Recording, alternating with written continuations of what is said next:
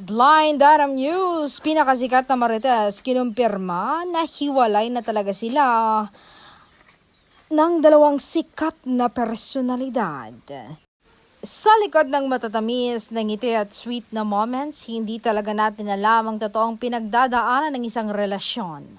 Mula sa mga larawan na puro saya, puno ng saya, bigla na lang may balitang hiwalayan na nakakalungkot at nakakagulat para sa lahat. Ganito talaga minsan ang pag-ibig, hindi sapat ang kilig kung may mga bagay na hindi naaayos sa pagitan ng dalawa.